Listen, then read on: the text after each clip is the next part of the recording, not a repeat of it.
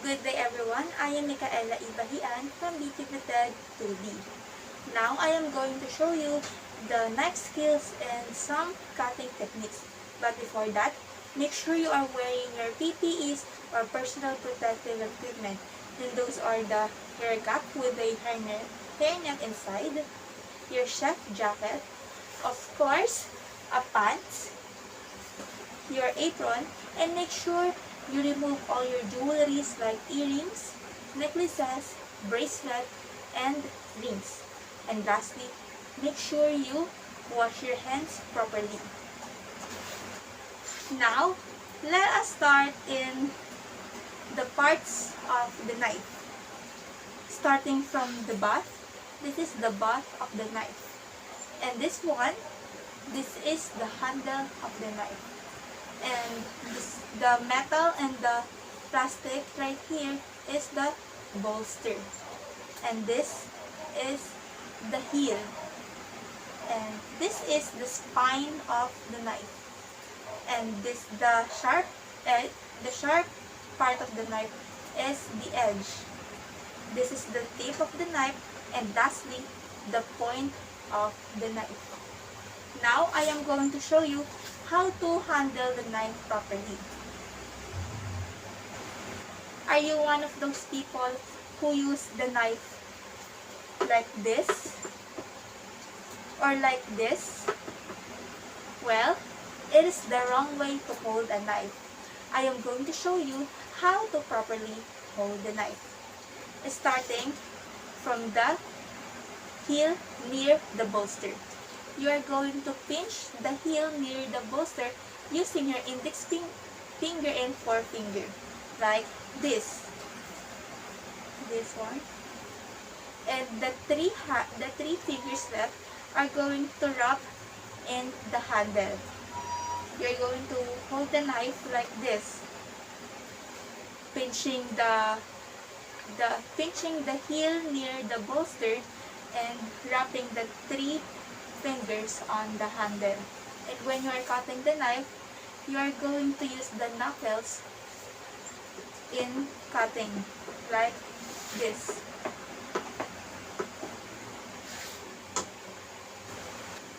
Now, I am going to show you some cutting techniques.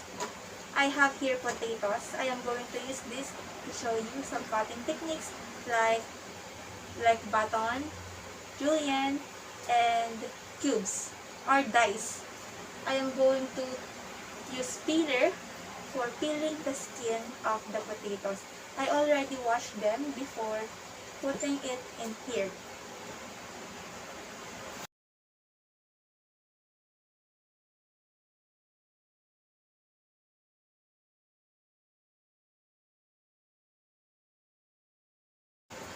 I am done peeling the potato.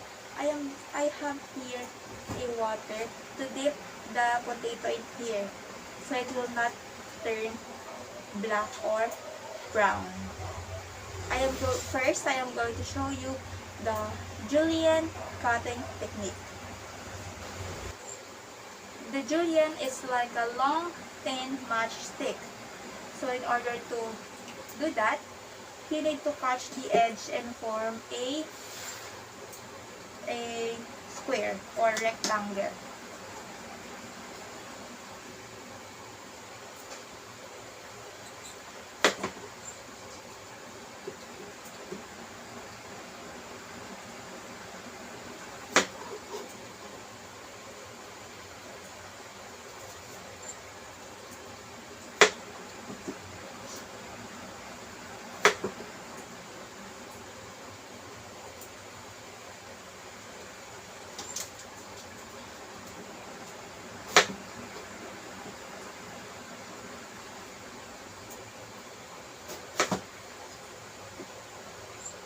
Here, I already have a four-sided potato. You can put these cuts back into the water, so if you need a scrap potatoes, you can use this. Now, in making a julienne, it is saying you need to cut a thin, fine potato. Remember, use the knuckles.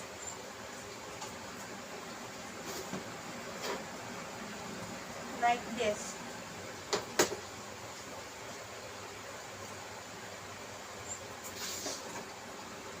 We're going to cut again.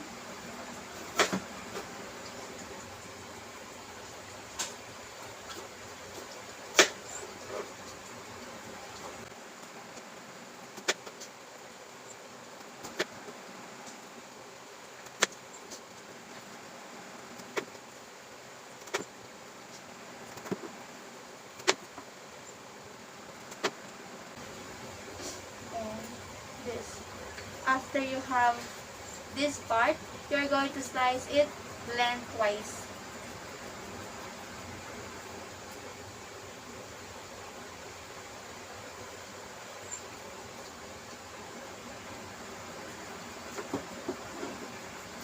This one. This is the julienne cut. It is like a matchstick.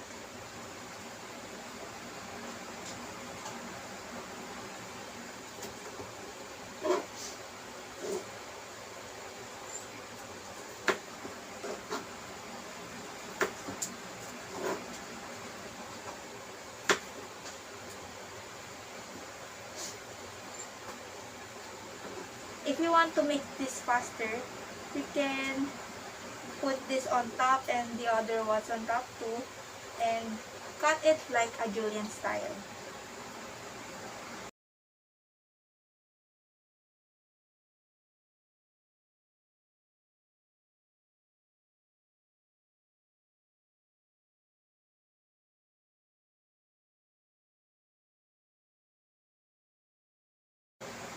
Now I already done in julienne cutting techniques. You see, this is the julienne cutting technique. I am going to put it in the water again and save it for later.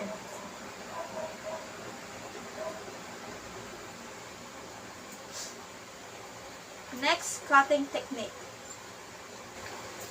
Next is the Bahian cutting technique. I am going to peel another potato for this cutting technique.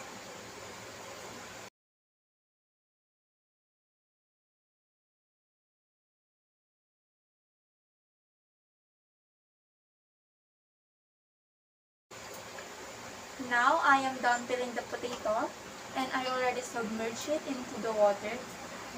And now I am going to cut it in Bahian technique. Bahian technique is you're cutting the vegetable in circle or square or triangle shape, and it is 18 cut. But for this, I am going to cut it in square. Now we're going to cut the edge first to make a square or rectangle rather.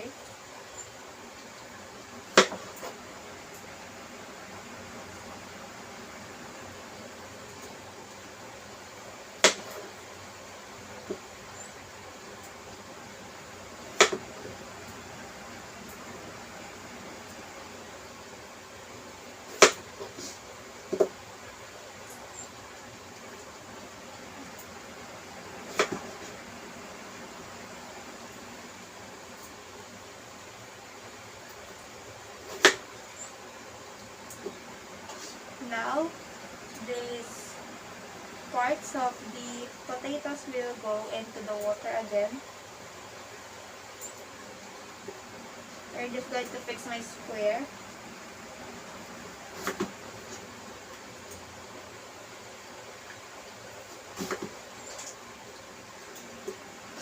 Now, it looks like a square already. I am going to cut this in thin size. Let's start like this. This is the first cut.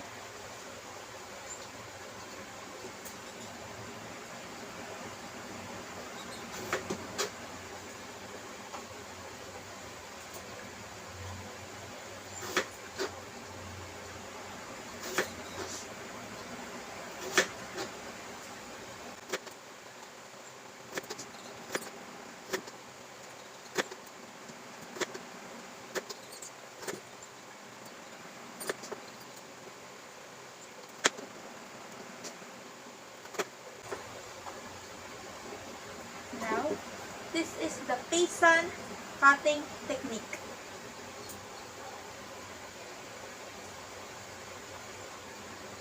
I already have paysan cutting technique. And now we are going to submerge it into water again. Or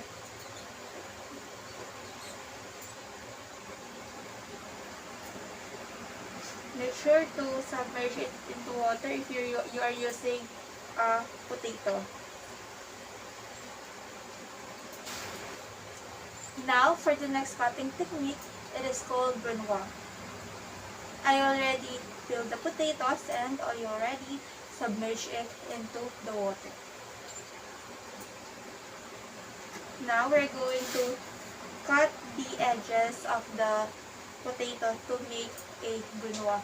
A brunoise is a little cube or dice cut.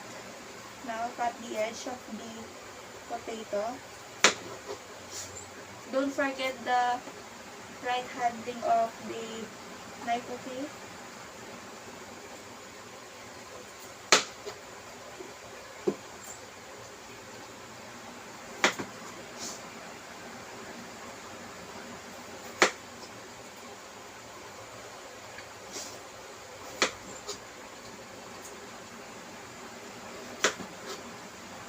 Just like the other potatoes, we're going to submerge it into the water, the scraps. Now we already have a fine edge potato. I am going to cut this in lengthwise and crosswise in 18 slices.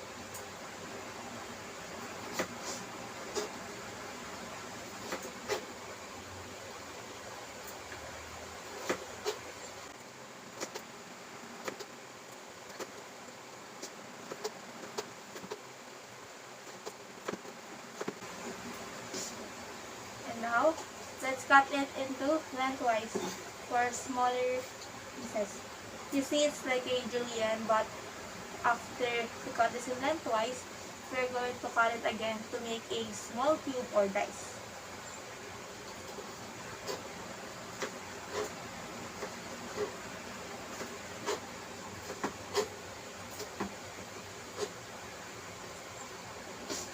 After this, you see, we already have a julienne here, and now we are going to cut it again.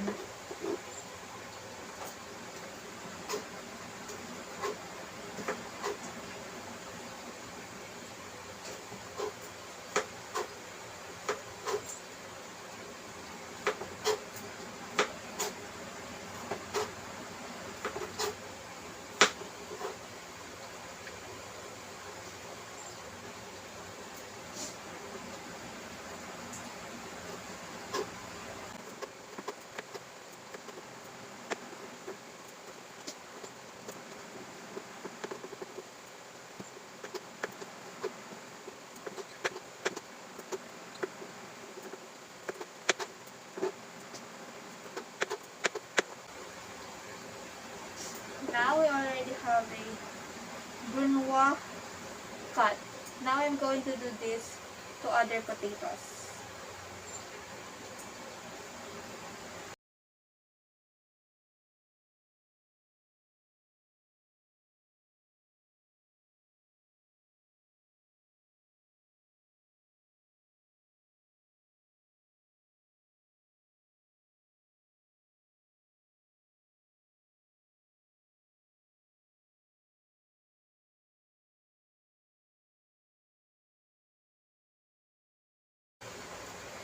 Now, we are already done with our brunoise. I am going to submerge it into water.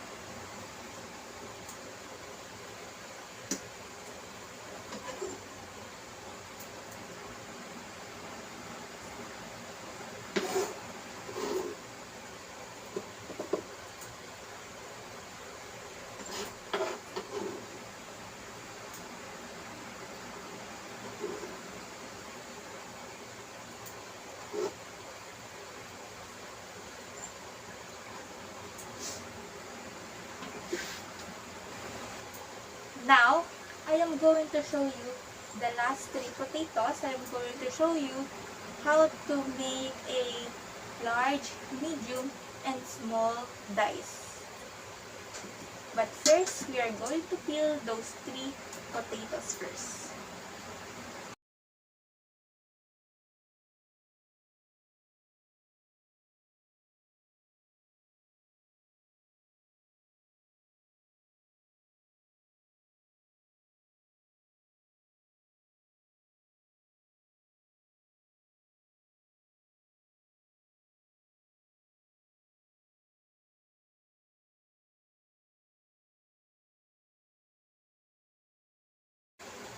Now, in making a large dice, get your potato and cut the edge again.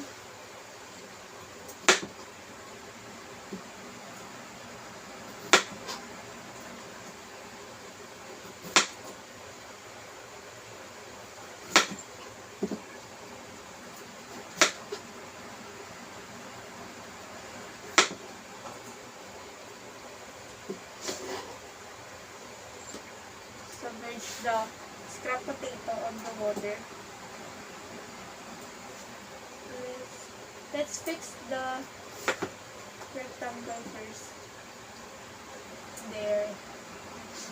Now we're going to cut this in half. And this is the large dice.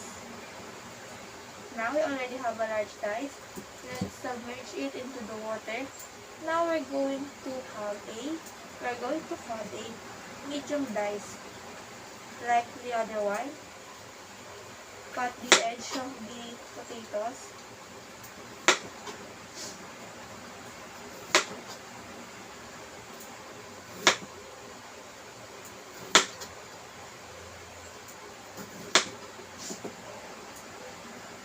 Submerge it into the water.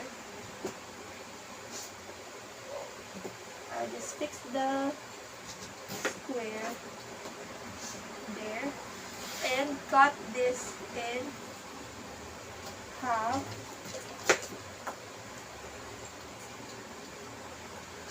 And cut this again in half. And the other one. And next is cut it in dice.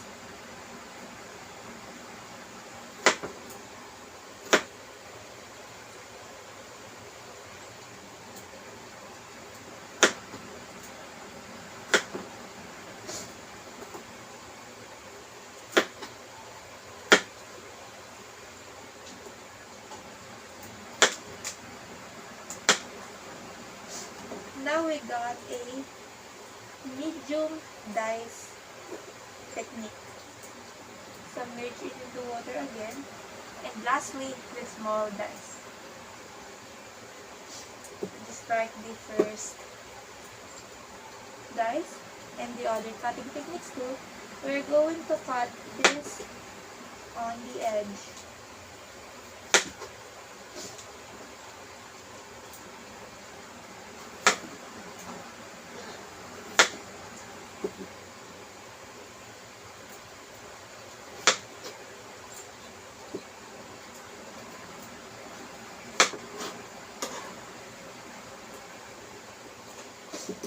Just like the other dice, I'm going to fix this to make it a nice square. There you go. There you go. I'm going to cut this lengthwise and lengthwise also.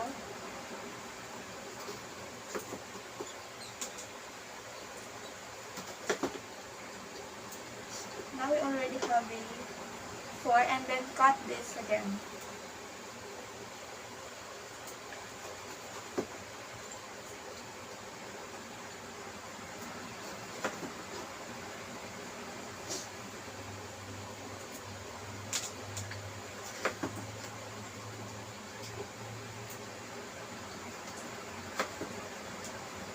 Now I'll just remove this part because it is the side of the potatoes.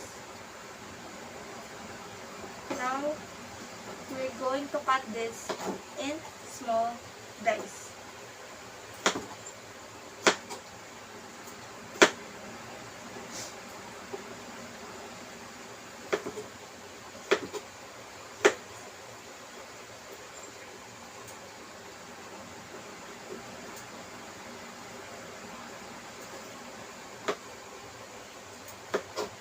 Make sure to use a sharp knife and cutting, okay?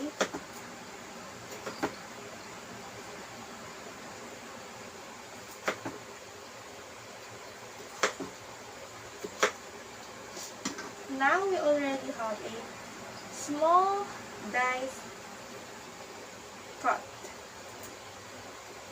Now I'm going to arrange all of this so that you can see all the cutting techniques I've done. These are the cutting techniques that I've done. First is the julienne cut, as you can see. Next is the brunoise, a small cut. The small, medium, and large dice. And lastly, the paysan.